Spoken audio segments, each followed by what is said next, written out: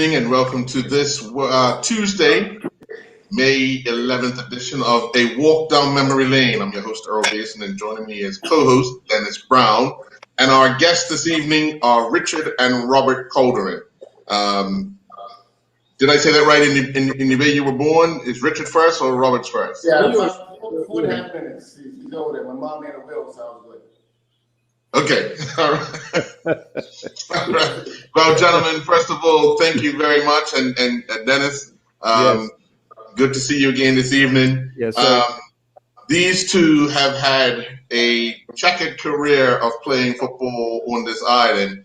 Why don't you start this evening by asking them the first question, and I'll jump in after. Yeah. Good night again, guys. It gives me great pleasure to question these two guys who, over the years, I admired, even watching them coming through when I was a young guy coming through Somerset, or watching the Cauldron Twins with the big afros playing for North Village. I admired these guys, right on through. Like you said, they've had a checkered careers, not just on the field, but off the field. It's a few questions I'm gonna ask, as we go along. But these guys, are football legends in my eyes because of what they've done on the field and also off the field for so many people. So, like I said, it's a pleasure to have you guys on the show tonight. And the first question I'm gonna ask, and anyone could answer, when did you guys first get into football? I like Robert. Football. I think in terms of outside of school football would have been the old mini and micro league under Graham Adams. So we were like 10, 11. It was a competition. Maybe, you remember that? I'm not sure. Maybe you're too light for that. Mini micro league? Yeah, he introduced it. He was a national coach, English guy. Yes. He would have actually been very instrumental in Clyde's career. But he introduced that, and he named all the teams after English teams, and our team was West Ham United. And Gary Darrell and the late Willis Kent were our coaches, and we won it. Good. Right? Gary says it's because of him, but I thought he had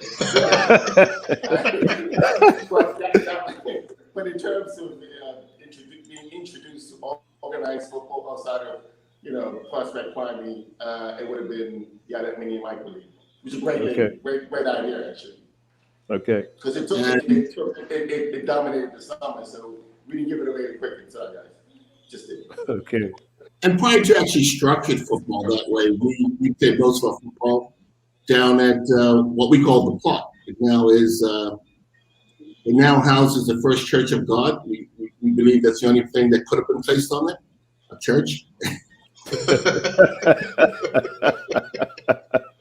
Also was affiliated to the General Bakery.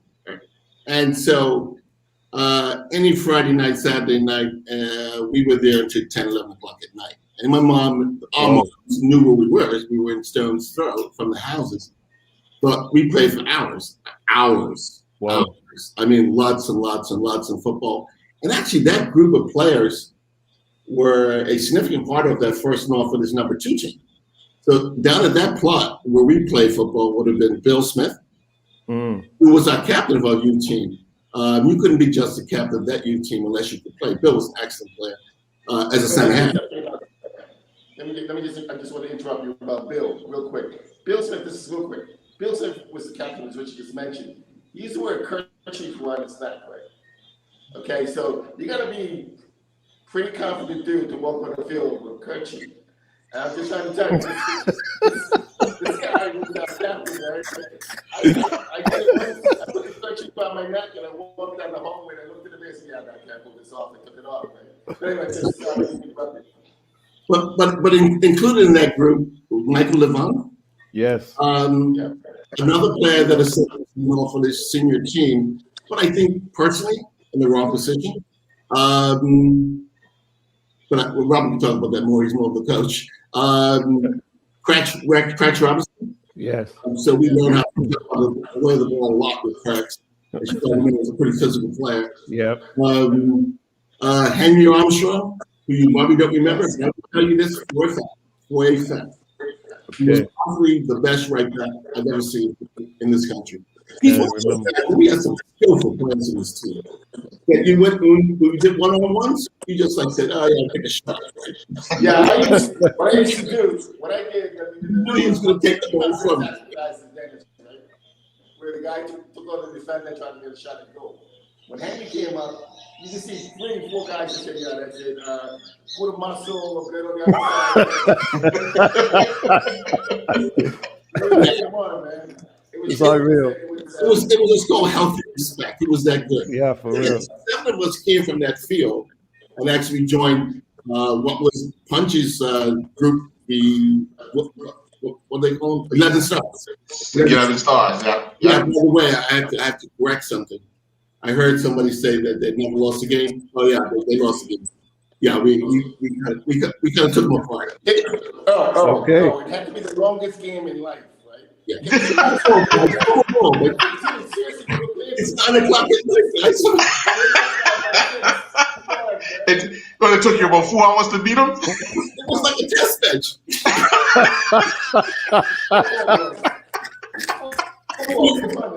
From there, we had healthy respect, right? And we see But the the good thing about the yard kicks, they can go on as They can go on long forever. as They the can go on 2 forever. teams agree, we're going to get a winner tonight. Unbelievable. We ran out of water, we ran out of juice. Anyway, from that group, from that nucleus of players, we formed our number 2 team. And I'll let Robert talk about it. We've got Kenny Iris. Kenny Iris, I don't know if you probably don't remember him. He was a goalkeeper for North. He left to join the church. And Henry at 15, 16 years old. I went to church. I would say it was an avid practicing religious guy. My mom was, so I had to go. But when Henry and Kenny Iris joined the church, yeah, it was kind of hard to do church in a favorable way. I'm just being honest. They took a lot of best players, man. We tried to get them signed up for a 7-day event. It didn't work. They wouldn't do it. On Sundays. Whoa. Yeah, but that was a good group of players, and again, that's where we started as an organized, structured team. As you remember, if you don't remember, it was one leg under 18, and we were 12 years old, and we were like 80 pounds soaking wet. And I was earlier. My first game with that number 2 team was against BAA, and we were walking in. And we walked in, we looked across. Guys are coming in on silences, Robolettes, facial hair. And we thought, I mean, physical, they're stronger, faster, the whole bit. Yeah. And someone would say they were better players. Questionable, but anyway, they had some good players. They actually had some very good players. And I think the score was like 11-0. Now you understand, we had we lost 1 game before up to that point. Right. I wouldn't say I cried, but I cried.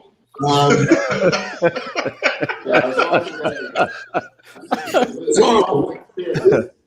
How do we go back to that day? It was a Sunday, and they say, and guys ask you what you do. You gotta get me postponed, man.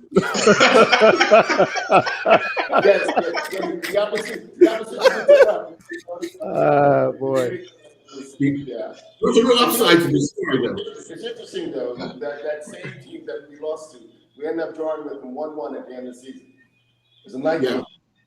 They were pretty upset about it, and I thought, that quick progress amongst that group was amazing. Yes. We had some amazing players, man. Okay, but then, Urban News, Cheesy Hughes. Yes. Yeah, well, I think his nephew is Urban Cheesy is deceased now, unfortunately. But he played in our midfield, and like if Richie and I and David Reyes and Punchy went to the national squad, Urban News was going to the national squad before us. Oh, absolutely. Okay? Whoa. As was Kenny Iris. They were the bullies in our team. They were the bullies. They were outstanding football players. Yeah. When you guys like you said, you started. You guys were kind of light in your pants, but got the skill going on. When did the older guys start to say, okay, we need to start pushing you guys into that first team? We were 16. We were 16 when we played our first game. Rubber Pit the year before. Rubber Pit a couple games at the end of the season. I played half a game again against BA. A 7-year-old. This is the story as well. So I go on the field. I'm like, geez, I started my junior career against BA. Senior career against BA, and these guys were rough. And John Tucker walked me and talked me through this game. Otherwise, I would just put my hand up and caught a foul and go. I wasn't used to that kind of physicality, right? Right. But that was my first game. I think the year before, at the end of the season, you remember, I bet Dennis, you remember this as well. As the season was ending and your team was in, Somerset maybe always a greater final. No, finish was that way. Right. So, they introduced some younger players, like the last 3 or 4 years. So, yeah, I got to play with John Tucker, and that for me was, that was the player that I idolized, John Tucker. He was a brilliant football player. I remember watching John. Beyond just the skill and ability, I don't think I've seen other players with the will to win, but this guy literally, he was a warrior. Warrior. Yeah. Well, that season we played at Rangers. I mean, we're going all over the place here, but since I mentioned John, we played a half a season for Rangers. In fact, first time I transferred out of North Village, I'll say that quietly.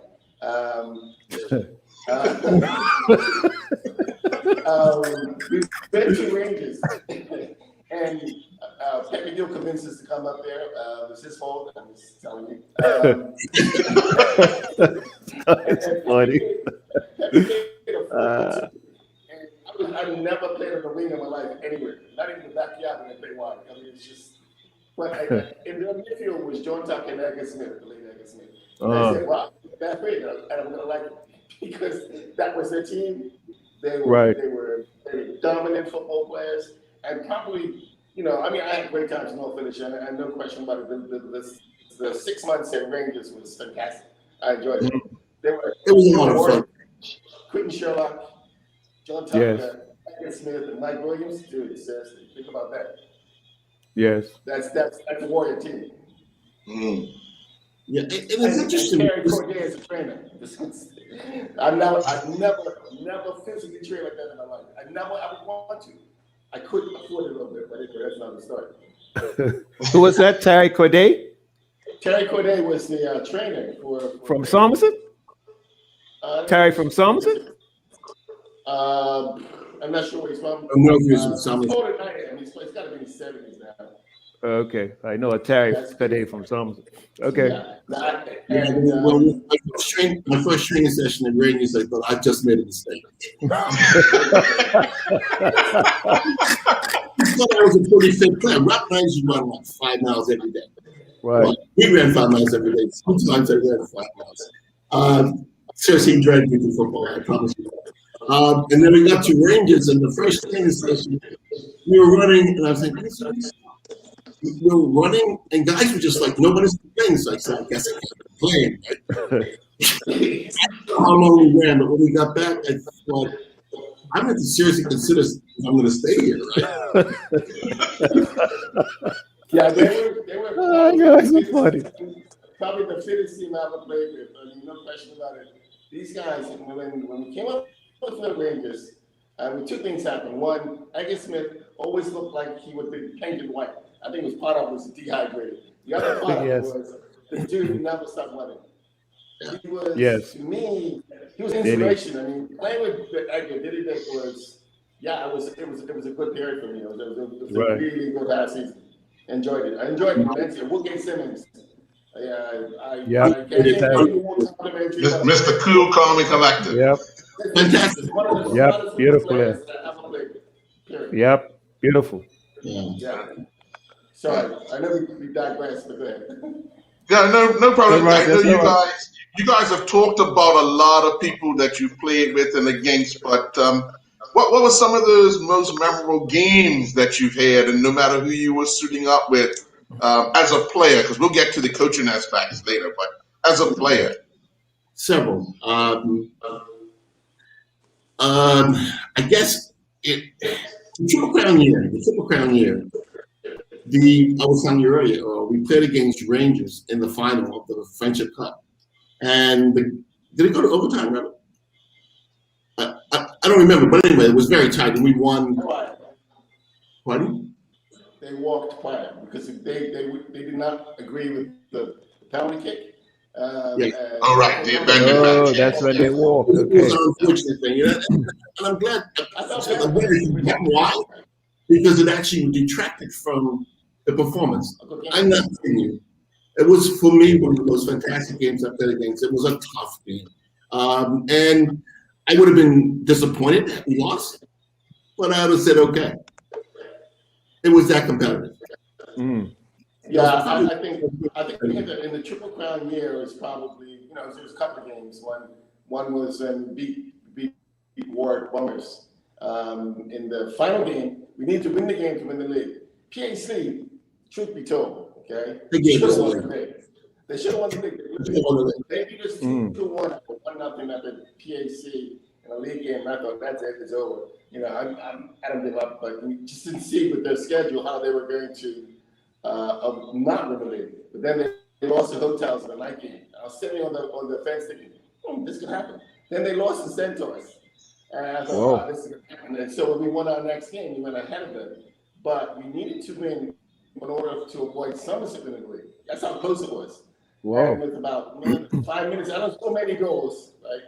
And I scored the winner. So be assured, because that winner got us the league championship, and the fact that they scored the goal, that sticks out in my memory for sure. Mm. Now I can score like 100 goals a year, right? So I remember this distinctly. I can tell you exactly what I was winning. Now that you're crushed the spirit of Dennis and you denied Somerset, I'll let Somerset guy act. Church has had that turn. I was going to say, it wasn't enough, man. So as you guys were coming through, who was like big influences on you guys when you came through as youth, and then even senior wise? Who were big influences on your football playing career? As a young player, sorry, go ahead. No, I'm saying, here you go. But it was something I was saying earlier. I heard you guys say top 5. You put a 0 behind that. And this, Whoa. no, seriously. I thoroughly liked Dale Russell. Dale Russell for me was probably with Richard Simmons, Gary Dell, top 3 players that I've ever seen play locally. That's my opinion. Dale Russell was pretty special player. Yeah, when I finished high school in New Jersey, and Dale was at Philadelphia Textile, I didn't have a lot of money in my pocket, but I found money to get on a train to go watch this guy play. He's like 2 years, 3 years older than me. You shouldn't be here watching somebody that young, right? You should be like 10 years old. But Dale was a fantastic. Dale was special. He was one of these guys. Yeah, I saw him he was at Crawford, we were at Tech. So, Frog Lane really was the field that we shared for games. And so, we walked up the field. Of course, we took our tie first because we had 150 kids. They had like 1,500.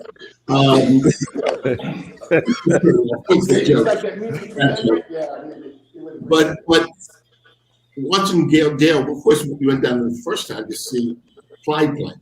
We had heard about this guy, and we didn't have bikes, so we didn't travel too far. And we saw this guy score goals, and well, nobody should be able to kick the ball that hard. He was untouchable, and we're just playing like, wow, man.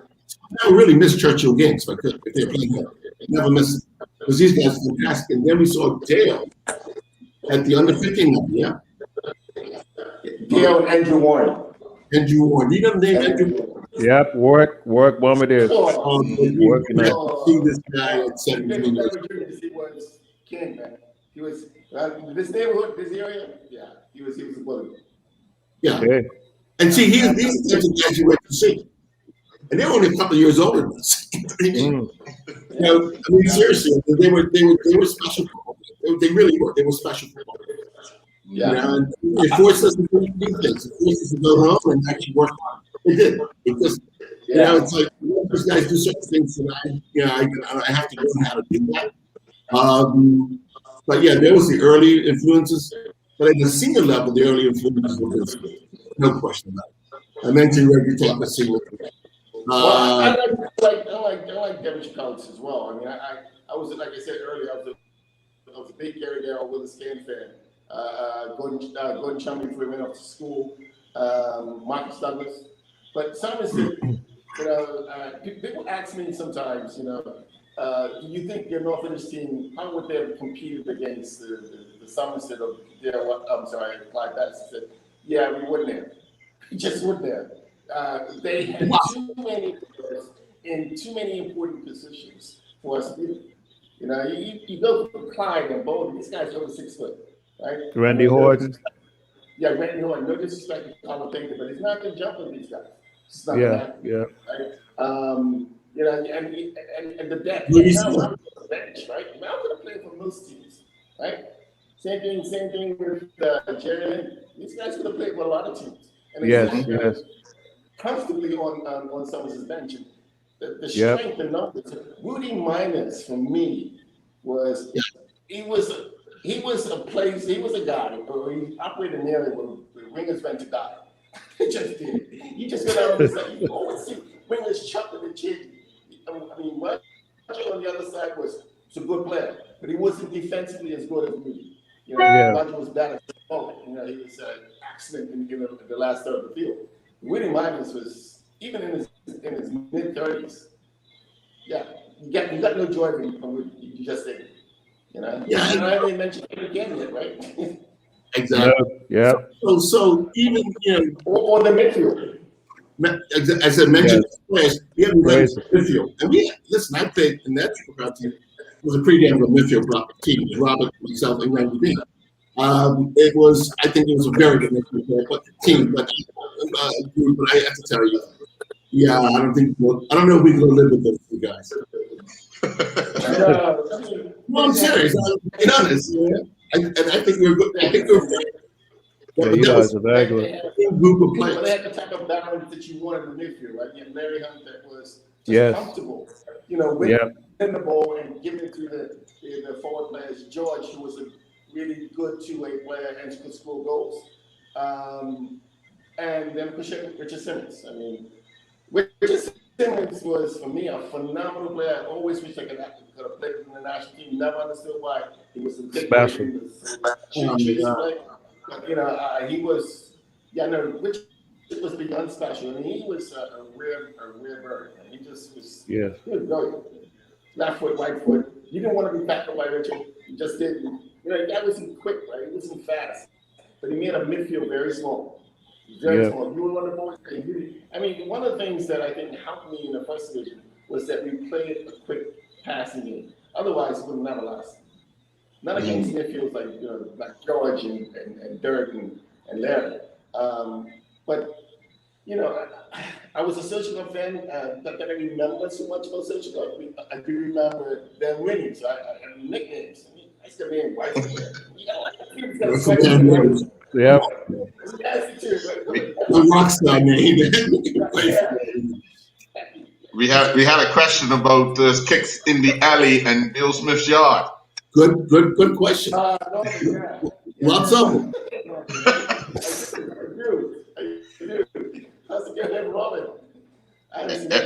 Everybody had in the parish or in that area had a field that they would consider was Wembley. So was Bill Smith's yard Wembley? That was called Allen Wood.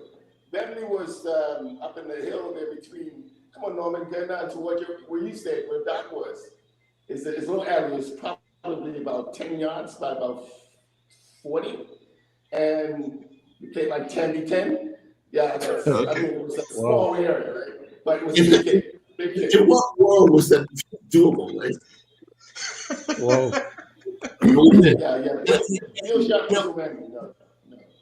But again, there's those tight areas, coupled with the fact that at a very young played in an under 18 league at 12 years old, survival meant not holding on to the ball. Oh, Yeah. So we did a lot of things out of safety. I like to think that we were creative and talented. It was first and foremost, it was like broken legs and stuff like that. Because that's what football, when I was young, come on, I'm 65, that game was very physical back then. And again, as I said, we were 80 pounds soaking wet. So we developed. In that alley that I just talked about, Joe Smith played there. So Joe is 5 years old. You know Wrestling Joe Smith, right? Yeah. Joe kicked you if you didn't speak to you. Joe kicked you.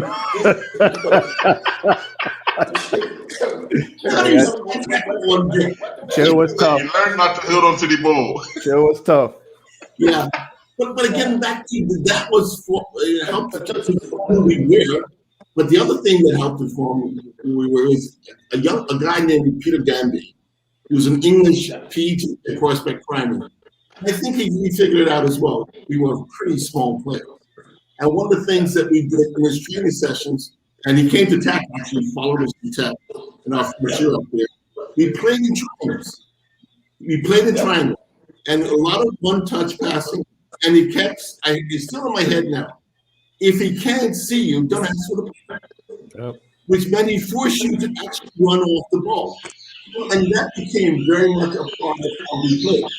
We knocked the ball around, and we got accused at a young age as a team of taking too many touches.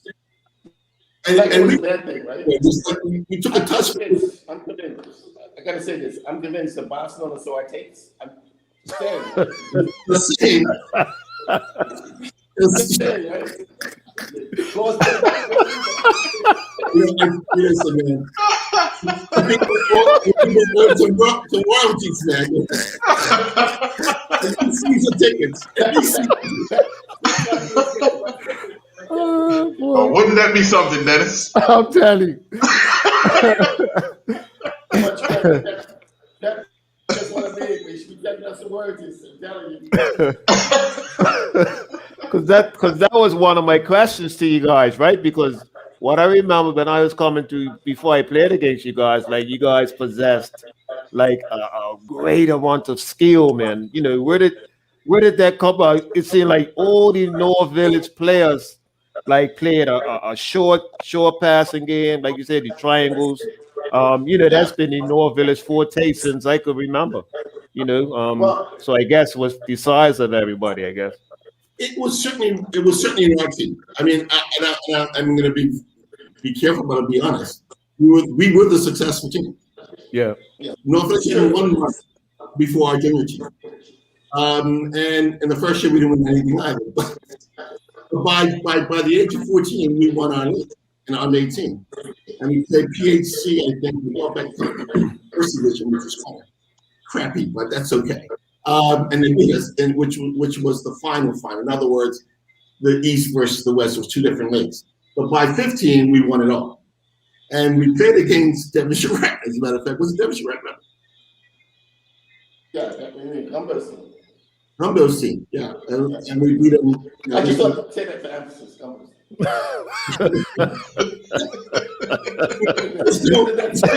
We still weren't very big. We put them apart. Okay. Yeah, no, and you know, and one of the things, the involvement of that youth team meant that, I mean, you probably know the name Eugene Simmons. Eugene who? Hammer Simmons. Oh yeah. KC's number 2 team, right? And yeah, that's one of the teams that we could beat pretty easily when we were younger. They probably don't want to remember that way, but it did happen. And when we watched this guy, we beat him. I'm not sure what the score was, 9-2, I don't know. But he scored 2 goals, and 2 of the most beautiful goals I've seen. And so Robert and I and a few of the other guys approached him after the game. Yeah, we were scouts early as well too. And we asked him to come play for us, and he did. Oh. He was dirt slow. I mean, you know, Hammer had no. Yeah, Hammer was a brilliant player too, man. But what he had was 2 of the best feet in football. Yeah. I kid you. No back kick. Yeah. And Hammer Simmons was not used in the appropriate way when he moved to the first division. North Village played a more direct style. Then eventually it became a shorter passing game. Right. Hammer for us allowed us to play to a striker that ran channels and played the ball back to you, as opposed to you got it and ran away from you. So we were playing catch up with Hammer. We were playing development. We developed the game over the face of the field. But in the last third, we had one time we had a guy Terry Simmons in there. He's deceased now. And then we moved on to Sherman Jill. He scored a lot of goals. But then when Hammer came, we got a technician. He was left foot, right foot, great in the air. He was technically sound. And I believe, you probably do the same thing, Dennis. When I coached the team, I'm not sure, maybe you did. I would have done this. I mean, I'm sure there are reasons why they didn't, but I would have absolutely played Hammer Simmons as a striker for North Village. In that team, Hammer would have scored 30 goals. That's my opinion. Because he didn't miss. You look at Greenwood, that's when Hammer scored goals. Yes. Pull the ball inside of it, and before the goalkeeper could win, it's in the back of it. The guy was good. He was good. It's as simple as it was, sir. It was a shame, because I really do believe this guy could have been a pretty big game to play football. Beyond junior football. I thought he had it all, actually. Again, he didn't have speed, but he needs speed. He didn't need speed. He was a fantastic football player. As you can probably tell, some of my favorite moments with youth club.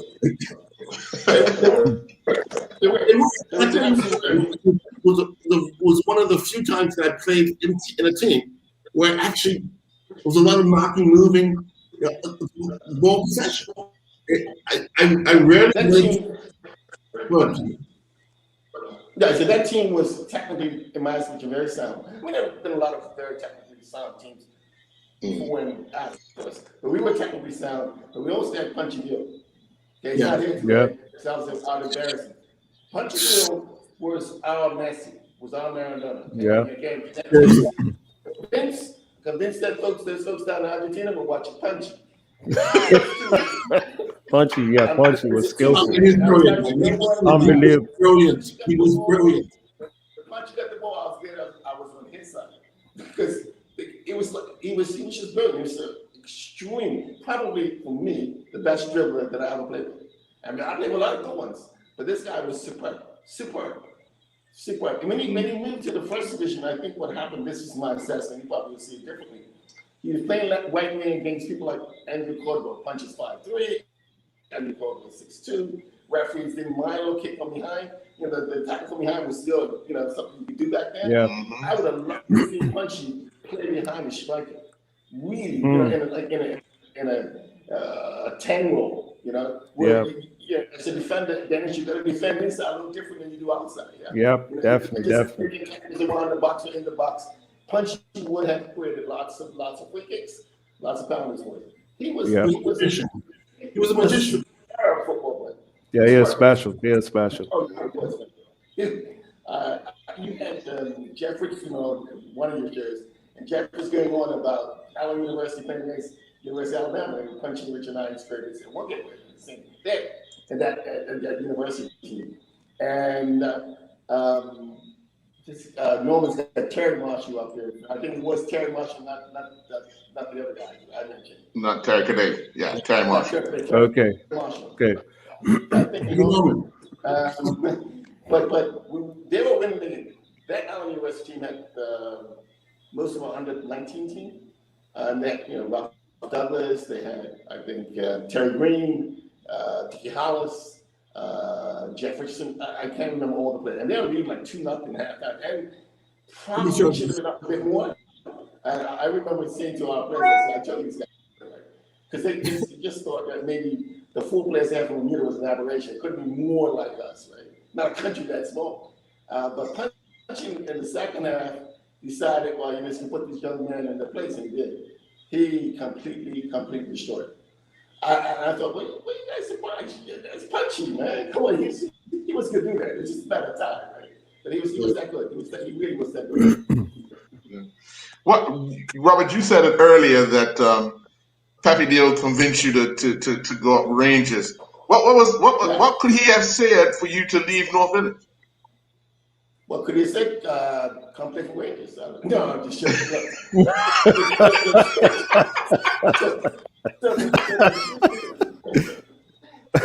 Here's the deal.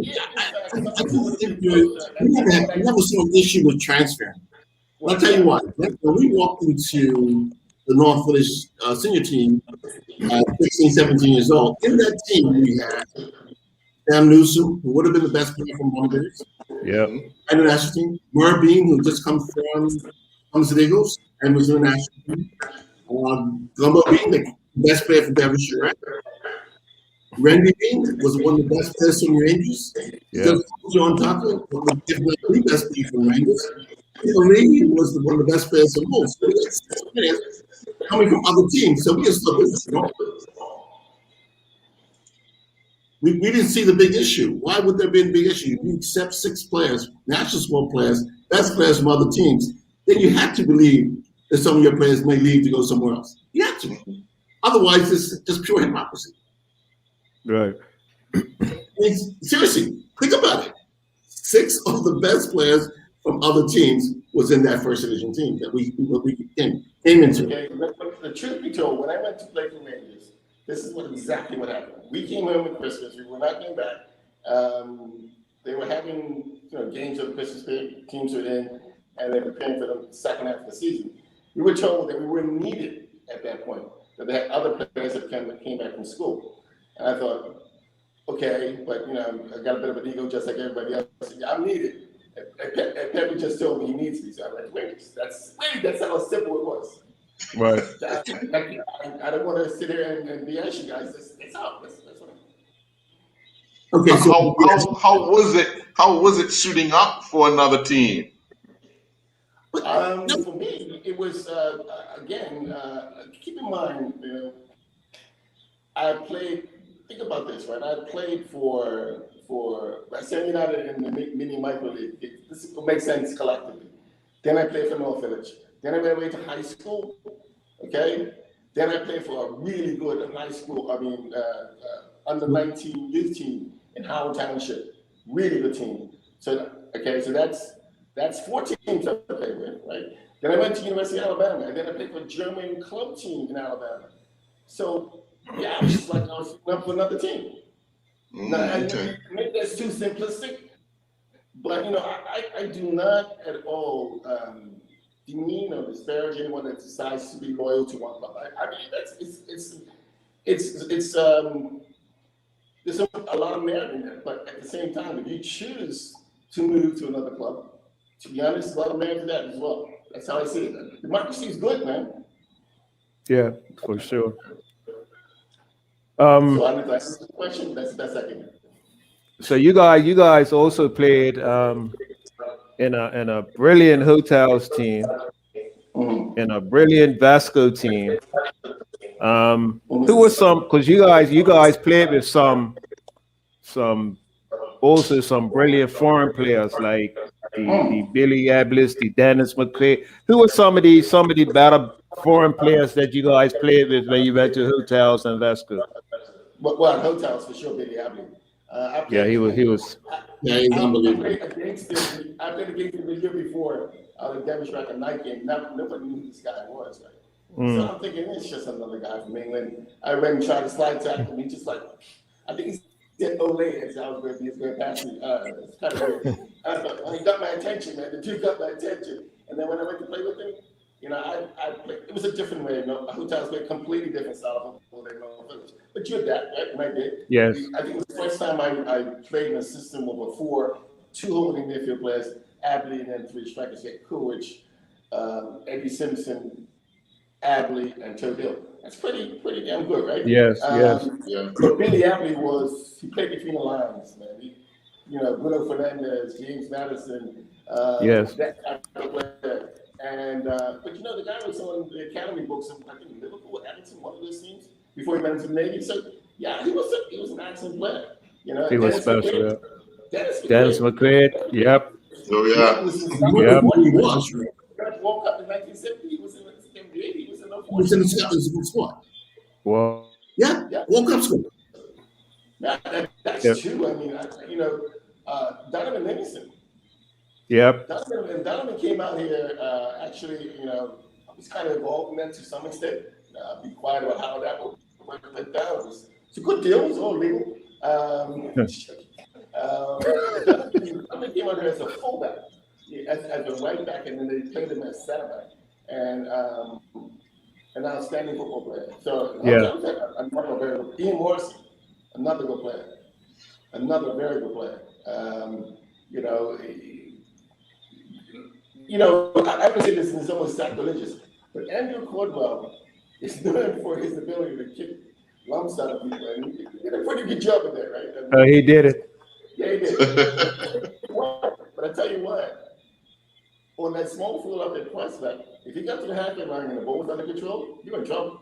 He crossed the ball better than most people when you're as a left back. Yes. Eddie Simpson lived off his crosses. Yep. Knocked down Sevilla. I mean, it was, a team who doesn't get enough credit as a coach. I don't think I can lay that on, but I don't think that simple game plan, very fit, organized, and pick the right team.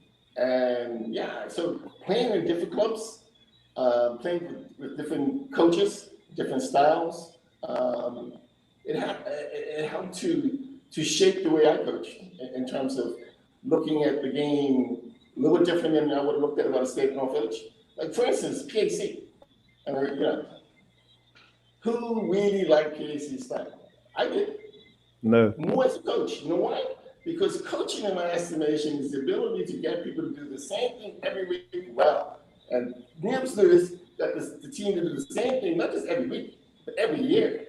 Yeah. He replaced Eddie Wilson and Courtland Frederick with Mark Basket, took him right back up there with a center forward with Pickles Robinson. And then in comes Kevin Beal and Kenny Burke and Sammy Swan and Kyle. Yep. All in the same way. And it was, that to me, it's coaching, right? You may not like it. You may not like the style. But when you sit there, Dennis is a coach. It's very hard to get players to do something week to week. Yep. You know what I mean? For sure. For sure. Month to month, year to year. Year to year. Yeah. What Nibs did, right? In my estimation, what Nibs did, he recognized that 90% of the fields that we played on were small. And one ball over the top was all you always in.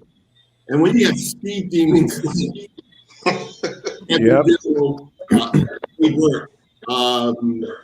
Mubass, I mean, all these players were some of the fastest players in the league. And you also notice they never played in the middle of the park. Your midfield players were there to do one thing: win the ball and get it forward. Kind of like Liverpool 2 years ago. Nothing was played in the middle of the park, if you remember. The balls were, you can see Clutch, and you can check to see Nibs. He made that a player. I remember playing against PSC, and I remember Nibs saying to one of the midfield players, "You take 2 touches, next time you're going to sit down here with me." Yeah. But unless the 2 touches, I mean, and I'm telling you that they had some excellent. But they had guys like Frank Ming who could play. They had a lot of players. They had some guys who could play. Come on. But he knew what worked. But again, Frank broke from midfield and joined really ended up being 4 attackers, right? Yeah. But they didn't play much football between that era. The ball was laid up, knocked back, and then Frank went into the wide. He used to do his thing in the last third, the top of the last third. Yep. And he went off the ball very well. There were 2 PHCs, and I always maintain this. I never really wanted to play against PAC or PAC or BAA or Devonshire Rat or Rangers, all these small fields, because if you try to play football, chances are they're going to take the ball from you and then score. I can't tell you how many times that happened, right? And you look at each other and say, "Come on, we're going to be smarter than that." But then you get PAC at National Stadium, and then it was like all the bad results.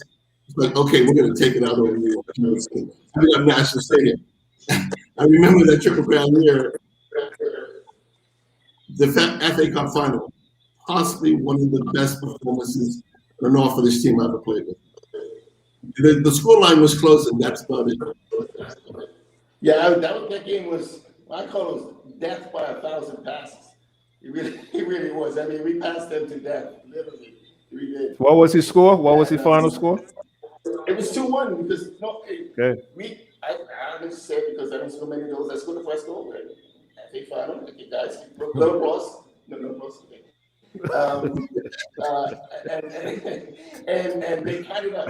Danny, your brother-in-law decided that I Yes. had enough, and he kicked me and I had to go off the field. Yeah, Danny's always decided who was going to stay on and not going to stay. That has always been dirty. Danny was decisive. How's that? A warrior. He was. Enough games at the national level, a warrior. Yeah. You'd rather get better with him than against him. Put it that way. Yeah, but Danny, I mean, you had Eric Levon.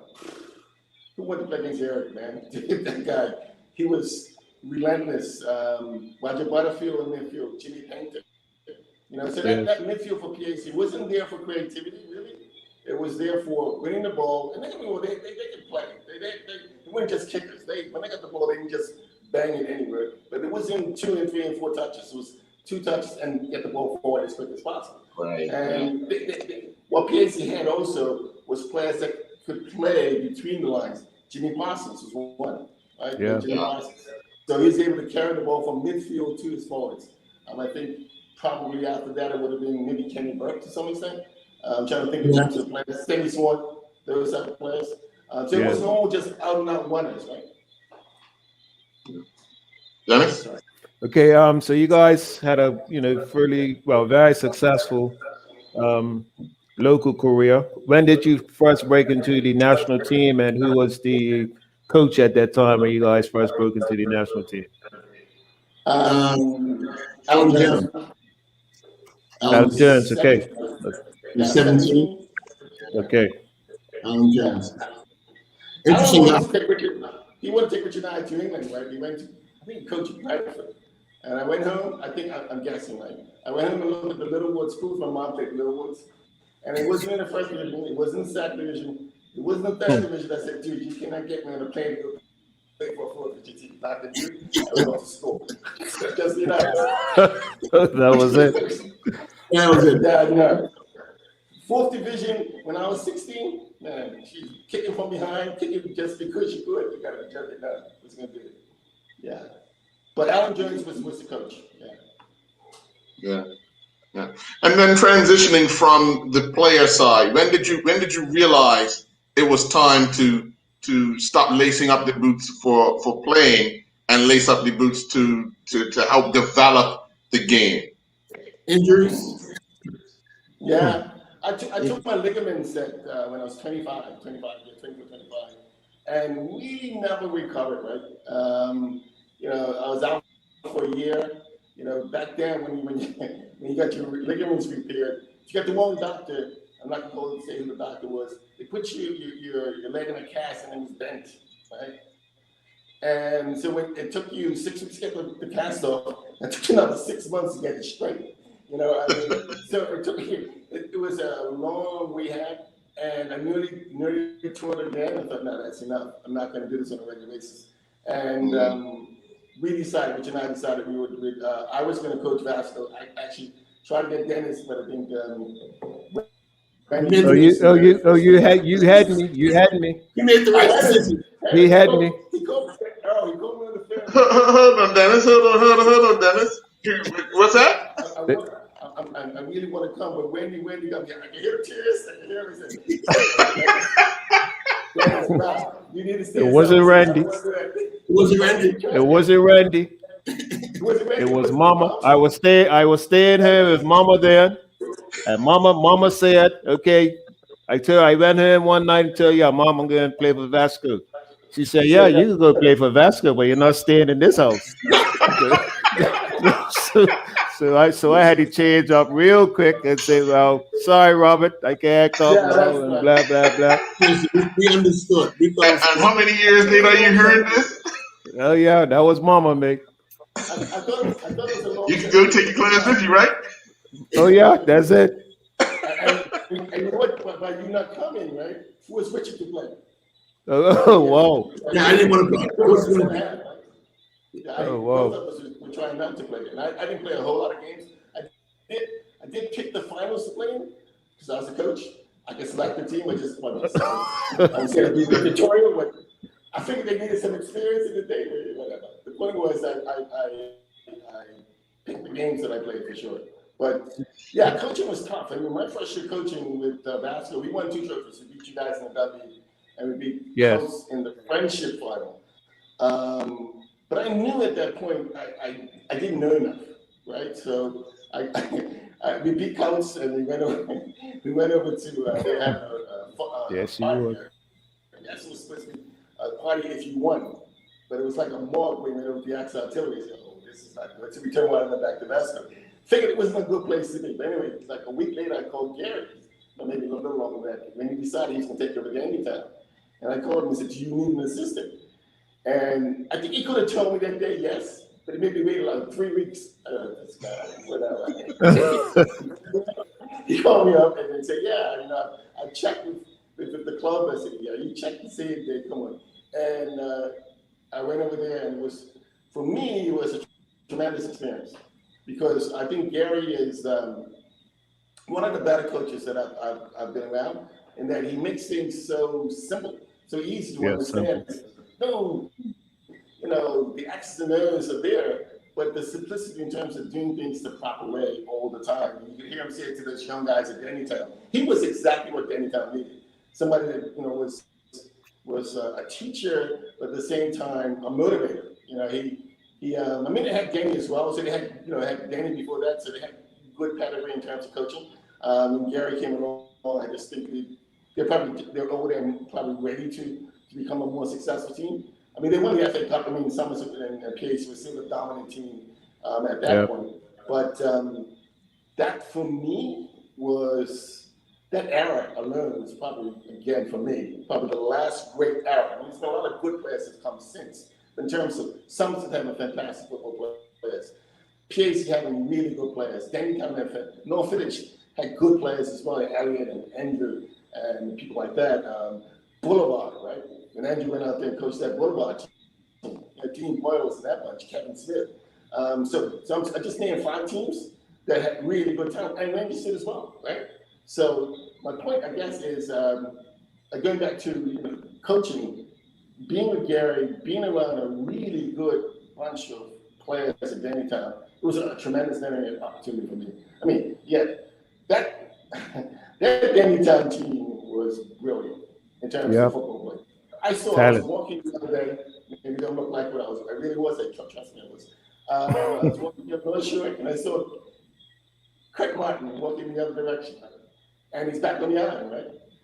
Yes. And I said, is that Kurt? And he spoke to me, and I said, yeah, I know that's distinctive voice.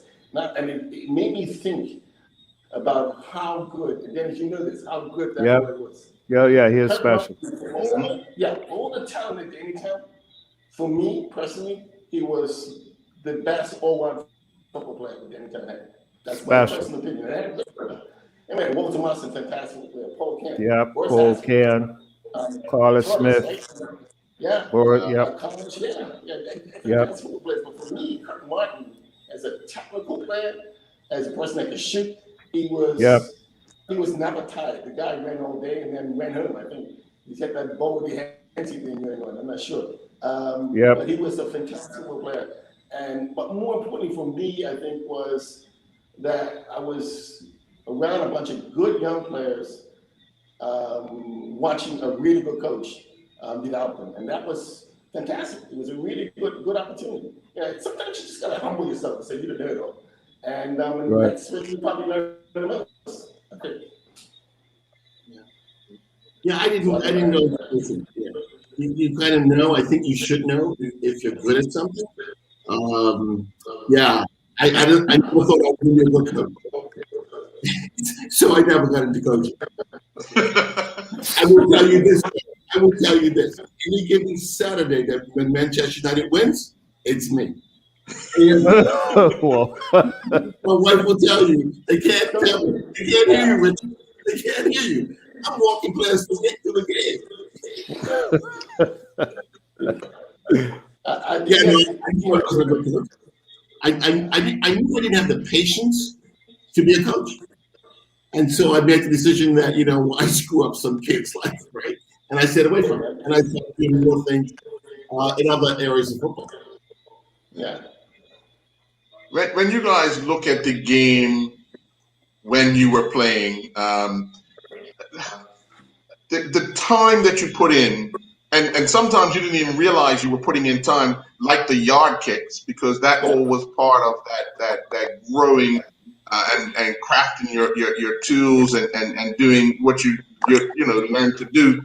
But how much do you think that affected your ability to do things on the field that you learned in the yard? I can start with one thing that we did in the yard. Besides the games, one of the things Rob and I did at a very young age, like 7, 8 years old, before we went inside for dinner, under the threat of death, mom's calling me, right? You have to keep the ball up 100 times. And there were some times you get to 99, and the ball would drop, and I could hear my mom say, "Get in this house." I'm like, Mom, I was at 100, I got to get to 100. It's things like that. And I'm not joking when I say that. We wouldn't go inside unless we kept the ball up 100 times. Right. And we were young, very young. I cheated a lot. I was hungry. But anyway, so yeah, I mean, keeping the ball up, Rich and I, small backyard, real thin, long, and I can't tell you how many hours we played the tennis ball against each other in that backyard, by just the two of us. And it was, it was, shooting the ball. It was playing a 1-2 off a wall. It was all these things, slide tackling, on, it wasn't whack, but it's down close to it. We learned as much playing small-sided games in the backyard as you did probably being coached. I think that's, but Dennis, maybe you can attest to this, because I really don't know what's taking place in the coaching arena now. But one of the things that coaches, when you were playing, I know for sure when I was playing, didn't have to worry about, was the player's ability to control the ball.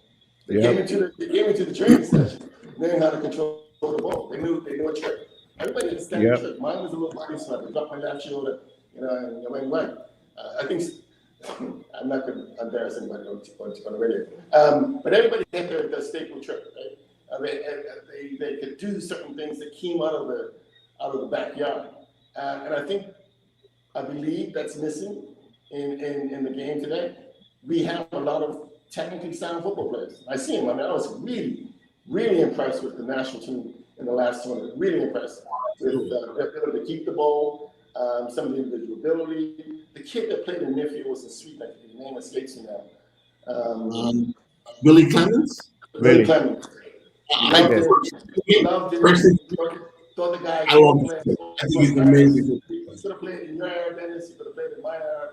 Yes, Willie was really special. But what I saw of him told me that, but we're just onto something, because it's been a long time since we were able to keep the ball against good teams. And I'm good teams they played against. So I was impressed, really, really impressed.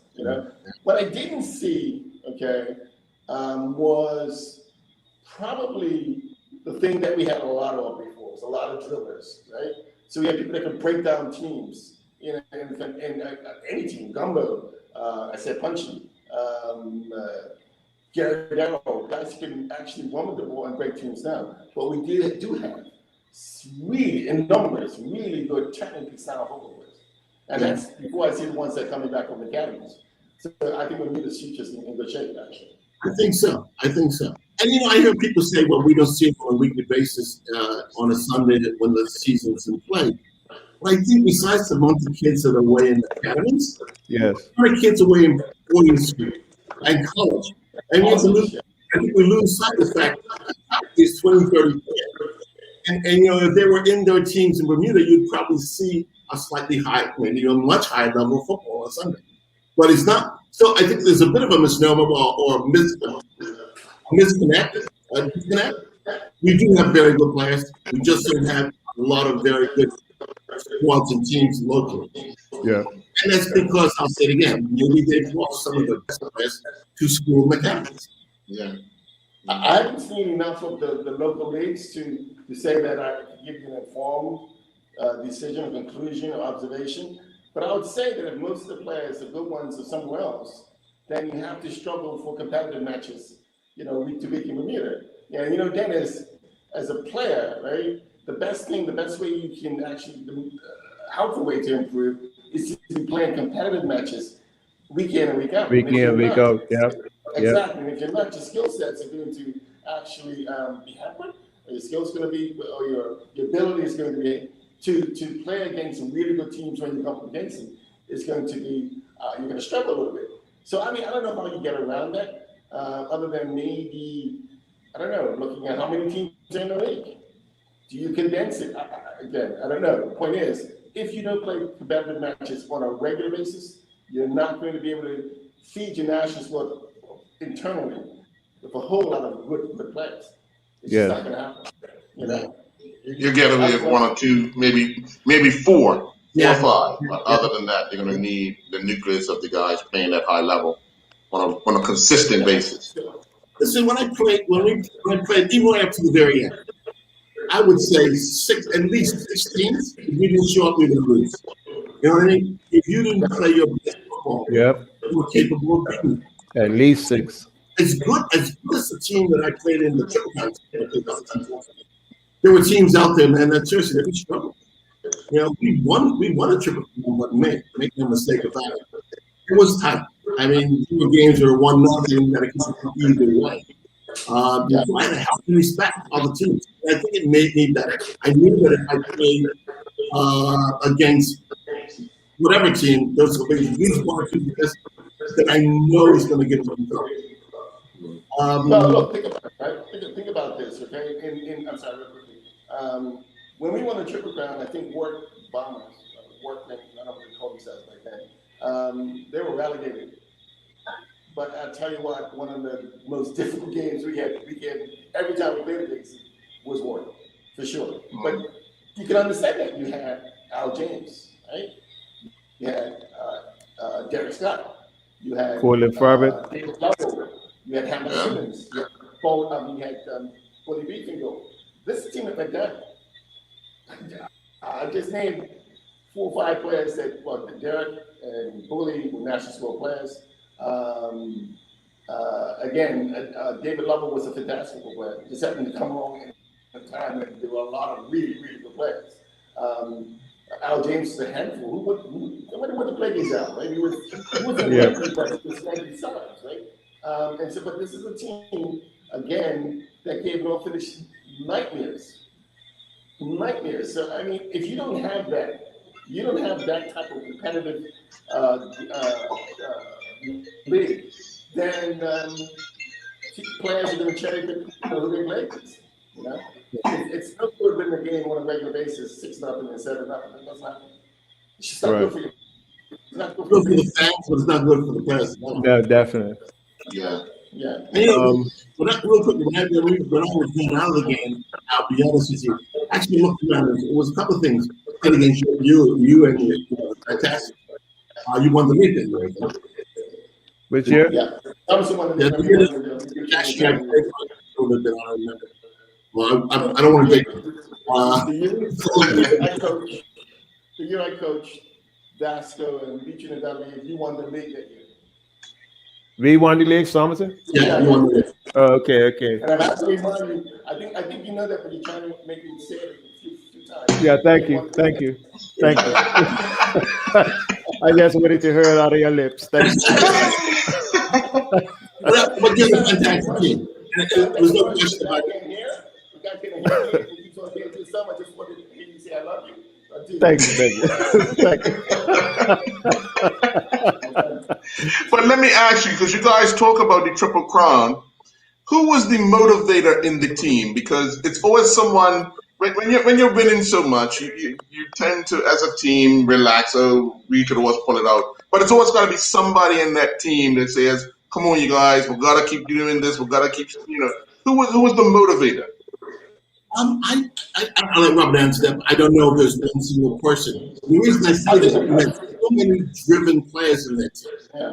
players that, listen, I'm going to be very honest. So I came from a junior team that didn't lose much. Okay? We just didn't lose. And so for me to play at that level was I wanted to win every week. And that I think was across the board. You had Joe Trout, he was given, no question about it. Randy Reed. I mean, yeah, Randy was quiet, but he was driven. He was a fierce competitor. Yeah. John Bodine. Cal Dill, right? Cal Dill. Didn't play a whole lot, but you get him on the sidelines. Jack LeMaine was one of the assistant coaches. One of the people that I idolized. Jack Jack could have played for the really good Trojans team. That's how good he was, in my estimation. Jack LeMaine was outstanding football player. But I think in terms of one player that talked about and gave instructions, probably Joe Trout. But let me tell you one other thing. So we're playing in the finals against was it PAC? Yeah, in the FA Cup final, and in that triple crown, and it was 1-1. Now being the 16-year-old kid comes on the field, I can see him now pulling up his pens, tying in says Richie. No, he came on for me. Like I didn't. Right. As I was getting off the field, I said, man, I was hurt. Danny kicked me. Good job, actually. And when I went to the sideline, he called me Robbie. He said, Robbie, don't worry about it. I got this. This kid's 16 years old, right? He came on the field. He came to just about every place, just give me the ball. I'm like 16. You have to understand who was in that team there. Right, yeah. He said, give me the ball. And guess what he did? He won the game for him. Yeah. 16 years old. I'll never forget it. Wow. It was like I knew this kid was confident. I didn't know he was that confident. And it's not like he played a lot of games for his tenure. He came on the field and told me, look, just give me the damn ball. All right, give him the ball. It's my moment to shine. Now, Mel, I wouldn't attach shine to Mel. It's not where it's not great. It just doesn't work with Mel. Mel was outspoken. He was brash. He was bright. He was all those things, but he was a fantastic football player. Yeah, he was. This boy had a brilliant football run. Okay, not fast, but fast up there. Really fast up there. Definitely. Okay? In that era, what's his name? Devin Chicago. Was one of Mel's buddies. Pardon? No, I'm talking. Owen Emery? Owen Emery. Oh. Yeah. Oh my God. Oh, yeah. Yeah. I watched him play the first time. I'm thinking, who the hell is this kid? Yep. No, I'm serious. That was fantastic. The year I coached Vasco, Owen came, him and Greg Daniels joined us. Unfortunately, they both passed away, I think, in that year. Yes. But Owen came to me and he says, look, I don't know how much I had left, right? I said, don't worry, I'll give you games. But he only turned up for the reserve division games. So we played a game up with Rangers. Yeah. And Owen just put on the show. I mean, we started about 10 people watching the game. By the time it was halftime, I looked up on the bank, was maybe 100. By the time the game was over, it was a good 300-400 people watching. Owen Emery put on that clip. Seriously. Owen Emery was a brilliant football player. I was brilliant football player. I had my boots. The most arrogant football player that Yo, Barry. I loved it about him, man. It's like he wouldn't take a back seat to anybody. Yep. He said to me, I played against the team, you're gonna have a rough game today. I'm like, come on, man, seriously. And I usually would have a rough game. I actually have a picture of him. I think he beat me. I'm not sure. I don't know why I kept the picture. But he was fantastic. I mean, Yeah, he was special. He was special. He was a special football player. Yeah. You know, as I was saying, when we were leaving the game, there's a couple of things you recognize. Your team, you guys are fantastic players. I don't have to tell you this because you're sitting there. I'll tell you this because you're sitting there. You were a fantastic player. And what we knew, we were leaving the game in damn good hands. Andrew Baskin, we just knew. True. You know, I'm trying to think other teams. Oh, we played against Denver in the semifinals of the quarterfinals. and we lost on a penalty. It was a penalty, I guess. I don't know. The point is, when the game was over, I think every one of these players and shook the hand, because I'm not lying to you. I looked across and said, these are some amazing young football players. And, you want, I heard you say that once as well, Dennis, in one of these shows. And it's true. You want to know when you leave this game, you think you have improved it. And by improving, I mean the next group of players can carry this sport, but good enough.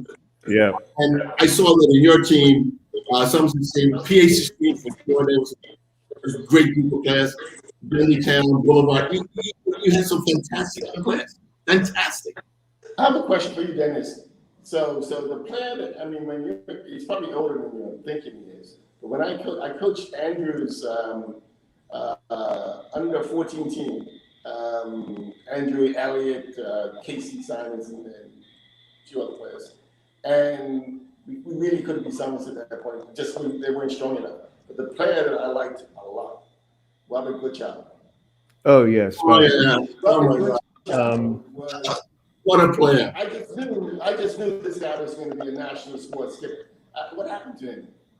Robert, well, he played a lot of first division in the time that we won the league 3 years in a row, undefeated. I must get that in, undefeated. Robert was, and Andrew still talks about Robert right up to today. How Robert was one of his most difficult opponents. We played together in the national youth team, but he never really came through to the full national team. But Robert was really special, and he reminded me a lot about you playing in the midfield, because you guys were so creative, and the only weakness in his game was him not scoring many goals.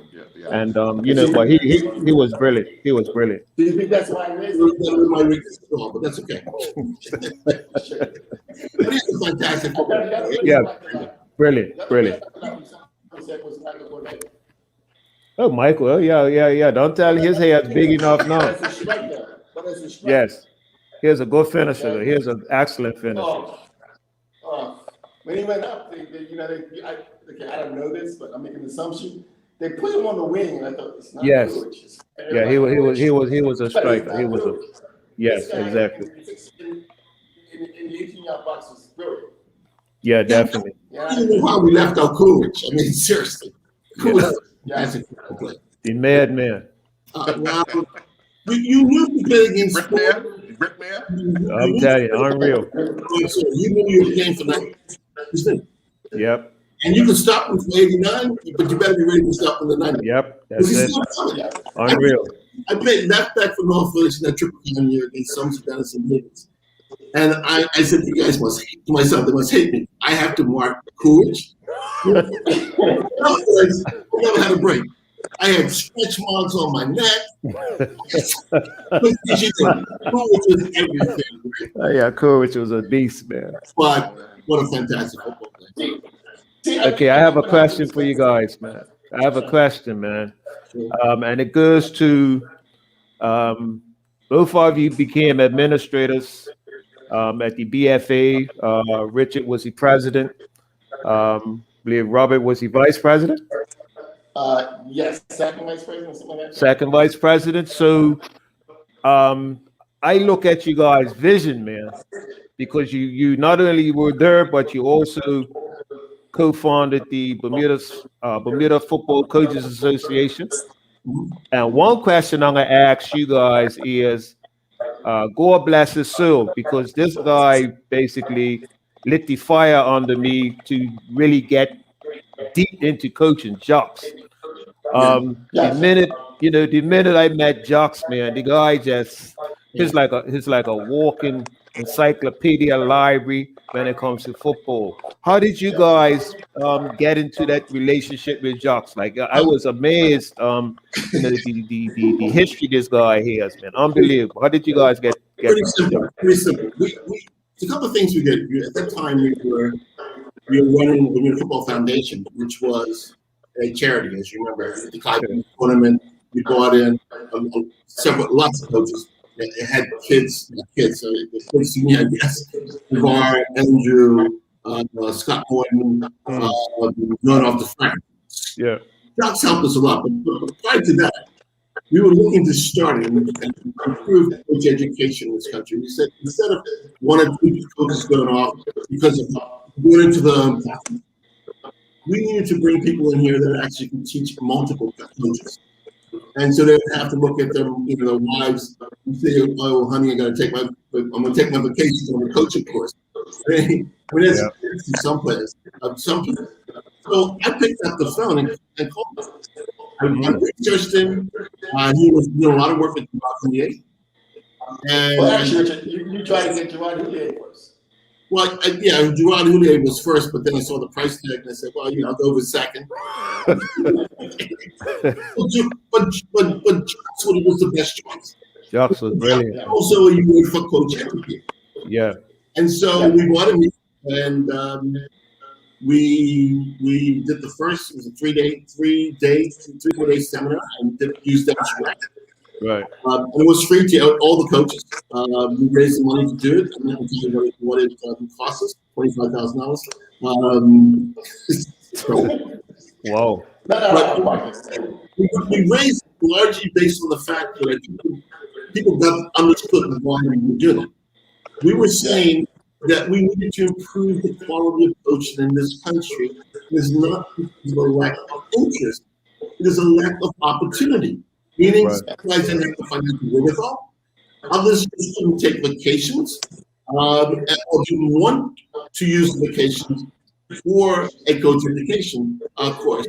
Bringing him here was the best way around it. And so when he came here, there's a couple of things he did. He thought that the quality of the coaches was good.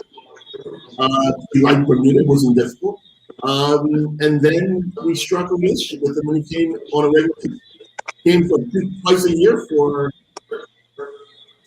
15 years, 14 years. Yeah, he was. But, and it morphed into other areas. He does some work at the BFA, then he did work, he went over to ABC, to the program. Right. Yeah, we brought him in. So another question on Jux. I remember clearly you guys tried to get him in. I think it was as the technical director, and I always think if that would have materialized, what would have happened to our football? Although we've made some big strides, in the last few years. I always wonder what would have happened if Jux was allowed to run our football program in Bermuda. That's a point because, of course, I haven't centered this down. But you need to understand a couple of things that people have to understand. You can't make that decision unless it crosses the destiny to committee. So the first instance, it was approved by the Player Development Committee. It came in front of the Executive Committee, and it was again unanimous. And we put it in front of the clubs, and we got full support. So to shut it down the way it was shut down was not really embarrassing. It was stupid. I'm going to speak. It was stupid. But here's why it didn't fail. Because the same sponsors that we had, because it wasn't the standard BFA money that we were going to get. It was sponsorship money from outside sources that was going to pay for his salary. So in 3 days later, remember, the contract was signed with Andrew Baskin, ABC. Right? And let me tell you something. The money wasn't much different. Yeah. But so hope that it was able to happen. Yeah. But also, he was going to be here full time. He was full time. You guys. Full time. Quality of coaching in this country. Yeah, full time. I don't understand. Wow. Couldn't get it. I couldn't get it. But the other thing that Jacques was going to be able to do was, and he was never selfish about this. He leaned on his French comrades, so to speak, for lack of a better word, in the French Federation, to expose our coaches. And we should talk about Morton, right? Morton, Scott went off to France. Andrew should have gone, didn't go, but who else? I think Reese went. Devon went first. But the idea really was that we would send coaches to the French Federation or French clubs on a very regular basis. And Dennis, also, when Scott went the first time, again, it's to the Bermuda Football Foundation. Okay. He didn't have to pay a dime. To send him, so he spent 6 days at Clairefontaine. He worked with the 3 other youth programs and the coaches. He stayed there. He met with and on a regular basis with the academy director. Then he went over to FC Sochaux, which was in the first division. I mean, well, whatever it is, they won at the time, and did the same. So he had 13 days working with coaches, academy coaches, and that carried on and on and on. We were committed to it. We really believed that it was necessary, and we're thrilled that it evolved into what it did. Yeah. Like the Bermuda Football Coaches Association, we started that largely based on the fact that we said everybody else seems to be organized. We have a referees association, as they should. We have the clubs organized, the BFA. Why are the coaches not organized? Yeah. And there was a small group of people, including Pepe, Nibs, Alf Steve, Andrew, Larry Smith, Bob, and I. If I'm leaving out somebody, I'm sorry. As well, and Henry Jordan.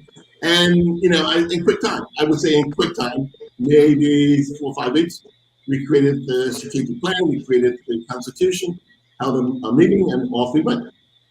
And the coach education, which was started, we folded right into. So, for us, it had a natural home. And one of the things we said to them, it's there because we needed a home. And I'm glad that you guys saw this, but it's not the right home. You're right. It could be a national body. And so the Bermuda Football Coaches Association became the place to house these things. The only other thing that before I die, I'd like to see is a players association. And I mean this seriously. And people ask me when I say this, why?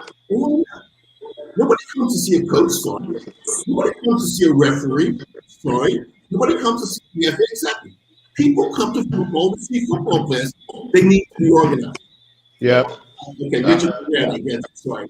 So one of the things that we also saw, I say this very quickly, we saw the Coaches Association doing, in addition to developing coaches, we saw the Coaches Association developing also future administrators. And there was 1 or 2 people that challenged us on that. I said, well, why not? Why coaches not smart enough to actually run football? They won the game. The most technical part of the game is coaching. So why wouldn't Dennis Brown be the next president of the BFA? If not, I just want to explain that to me. People don't get dumb because they're football players. And they say they're dumb because some coaches. So we saw the Coaching Association providing a lot of vehicles, a lot of avenues for coaches to develop on the field, in the classroom, and also as administrators. Because I really believe the game needs to be won by people that know the game. That's how I see it. And we needed to give the coaches the skill sets to come off the field and go into the administrative boards. And if that happens, I think you have better run clubs. I think you will have, I'm not suggesting the BFA is not being run well. I think they're doing a pretty good job, to be honest.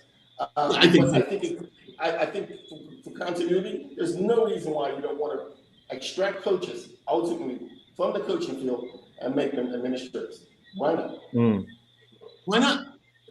Seriously, why not? I was going to use Platini's name, but I thought maybe not that. No, not Platini. That's probably what's the goal. Yeah, this is such a So my last question to you guys, what would you tell the aspiring football player to do in order to go to the next level? To do. I think what I say before I say something to the player, I want to say something to the club and the coaches that are provide the youth player with the education that they require to get to the next level. That needs to be in place first. I think. Okay, you get all the motivation that you need as a player, but if you're in the wrong organization, in the wrong program, you're not going anywhere. If you don't hit all the steps, and you know better than I, Dennis, So I've been out coaching for a while. There are steps that players, if they miss them, then it's so much more difficult for them to actually become professional players. You've got to hit all those steps. So when the opportunities are presented to these players, I implore, and it seems to me a lot of players are taking advantage of it, that they take advantage of the opportunities that are in front of them. They prepare themselves in the appropriate way. And I think there are players that do it. I mean, we bemoan the fact that it's not as good as it used to be. Well, maybe it isn't, but it is pretty good in terms of, you look at your national team and the way they played in that competition, last year, COVID's got me in this bit of a funk. It was last year. And you think, if that team can play that well, and if you have 8 and 9 and 10 players in academies that might be even better, you're probably in a pretty good position. But you need to keep the conveyor belt going. It can't stop. Otherwise, you'll have a good hour, and that'll be that. So to answer your question in the backwards way, the opportunities need to be presented for them. They need to be disciplined enough to be able to take advantage of it. Yeah, and I think if I can add to that, the opportunities are there. Yeah. I mean, we went down the route of trying to get kids get off to boarding schools. 17, 18 years ago was the first time we did it. We actually took 18 kids on a 5-day trip to 10 schools. I took PE teachers involved with it because, of course, I was disciplined to hold it. That's not a story. But it became a conveyor belt to boarding schools, and we did that largely based on the fact that we weren't seeing enough Bermudian players ascend to college scholarships. Mm-hmm. And we said, well, what is the problem?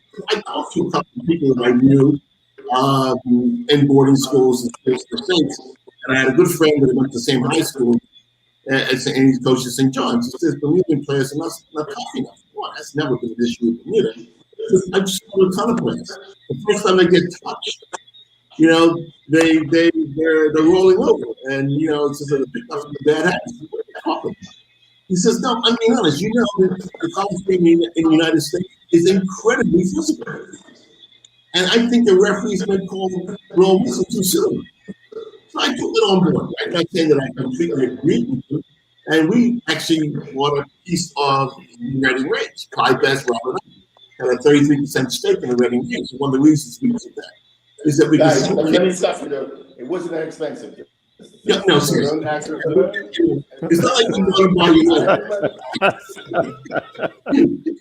Trust me.